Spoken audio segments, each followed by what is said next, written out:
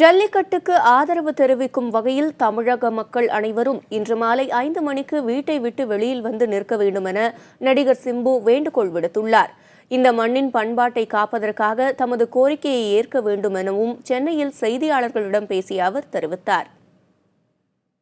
நாளைக்கு சாயங்காலம் 5 மணிக்கு உணர்வுள்ள மானமுள்ள இந்த நாட்டில் ஜல்லிக்கட்டு வேணும். நாங்க தமிழர்கள் தான், எங்களுக்குள்ள ஒற்றுமை இருக்குன்னு நினைக்கக்கூடிய அத்தனை தமிழனும் நாளைக்கு அவன் வேலையில் இருக்கட்டும், வீட்டில் இருக்கட்டும், எங்க வேணா இருக்கட்டும்டா, 5 மணிக்கு ரோட்ல 10 நிமிஷம் ஒரு சிக்னல்ல 10 நிமிஷம் நிக்கிறோம், தியேட்டர் வாசல்ல போய் டிக்கெட்டுக்கு 10 நிமிஷம் நிக்கிறோம், ஏடிஎம்ல நிக்கிறோம்,